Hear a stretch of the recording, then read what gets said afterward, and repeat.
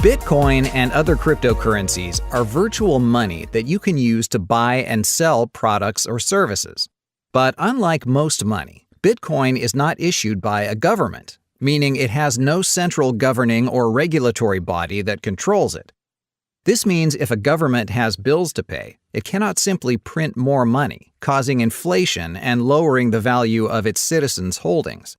Bitcoin and other cryptocurrencies have a set amount of coins that will ever be in existence, and no one has the power to just make more in order to benefit themselves. Before we get into it, be sure to subscribe to our channel and click the notifications button so you're always in line for our latest cryptocurrency updates. So, why does Bitcoin have any value at all? There have been different ways to purchase goods and services in society, and throughout time, the medium form of payment has always changed. There was a time when gold and silver were the standard. People actually carried around coins made of gold and silver and would pay for items based on the weight of their coins.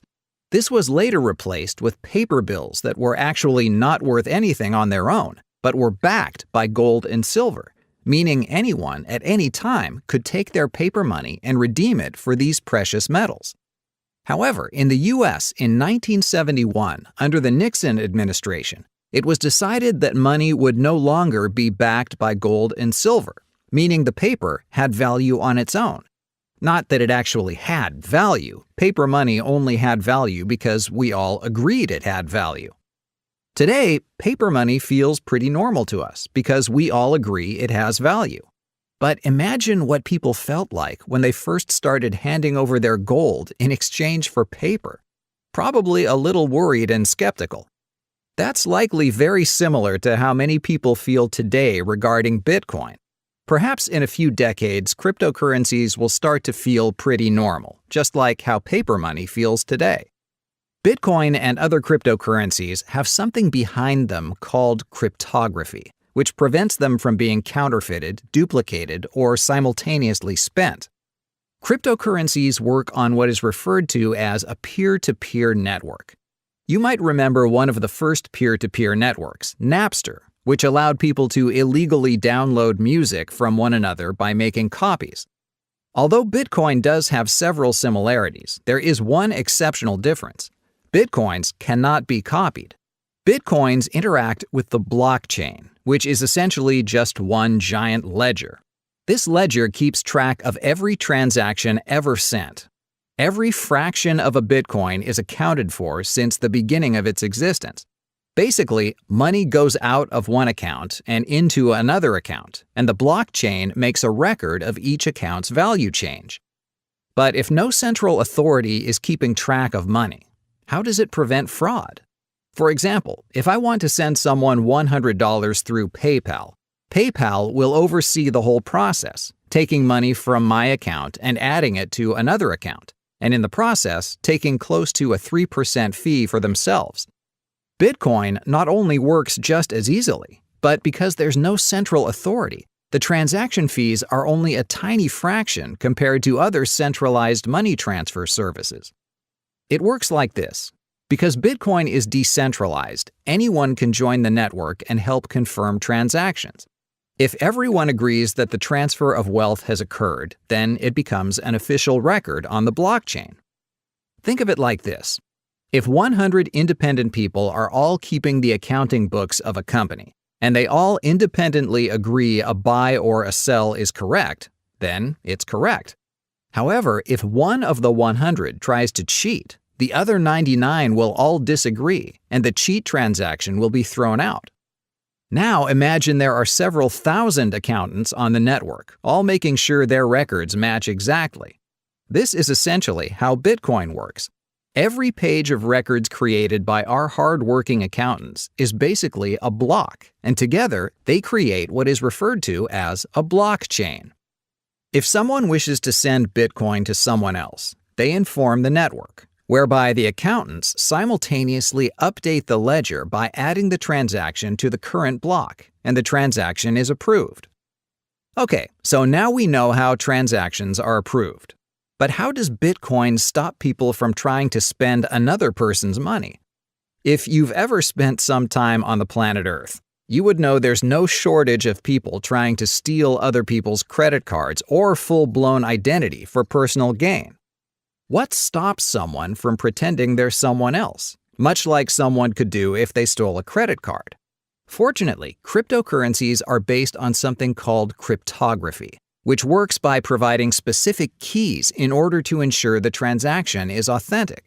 This data is then sent through a digital lock called a cipher, which allows it to safely pass through the system while being encrypted on both ends. In order to hold Bitcoins, you must create an account and be issued a wallet. This wallet is not like the wallet you keep in your back pocket, although the idea is very similar. It's a digital version of a wallet, which also allows the holder of that wallet to send and receive payments through a public and private key. To help you understand what I'm talking about, think of a parking meter.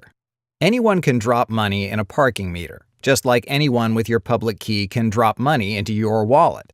But only the owner of the parking meter has the key that allows them to open it and access all of that money inside, which represents the private key. The private key is what gives all wallet owners the ability to access their money in the wallet. We never want to give out our private key, just like we would not want to give out a physical key to a lockbox holding our money. Doing so will likely result in us not having any more money. In addition, it's very important we never lose that key. There's no locksmith that can come make a new key for us. If the private key is lost, then all the money associated with that private key is also lost. When you send money on the blockchain, the transaction is signed with your private key, which only you have. Once the transaction is sent, everyone else on the network uses the public key to ensure your signature checks out. When it does, the network will then confirm and add the sent funds to the next block. So, as you can see, if no one else has access to your private key, no one else can send your funds. This prevents people from being able to game the system. This does not mean Bitcoins cannot be stolen. It certainly happens. In fact, there are people trying to steal Bitcoins all the time.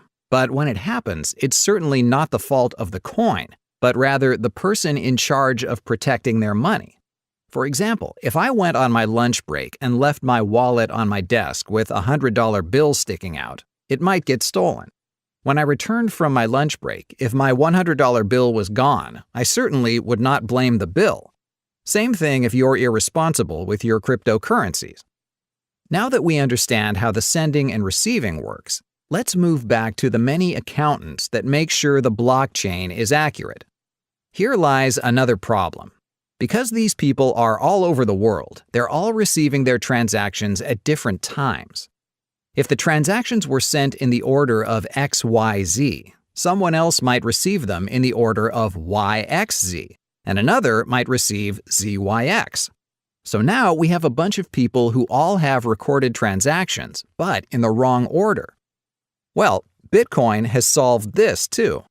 All these accountants that update the ledger are referred to as miners. They're all in a race to solve a math problem created by the cryptographic hash function. Say what? Imagine if you had to solve x plus y plus z equals 6. Now, of course, there are an infinite number of solutions, but only one is correct. Whichever miner is able to correctly solve for x, y, and z gets rewarded with Bitcoins along with the small transaction fees. This is why there are thousands of people all running super powerful energy-hogging computer systems, guessing at billions of possible solutions and hoping to get there first, thereby adding the next block to the blockchain so that they may receive their reward, at which time a new math problem gets added to the system and the process continues on. It's also worth noting that for every 210,000 blocks that get processed, the number of Bitcoins rewarded for successfully generating a block goes down by half.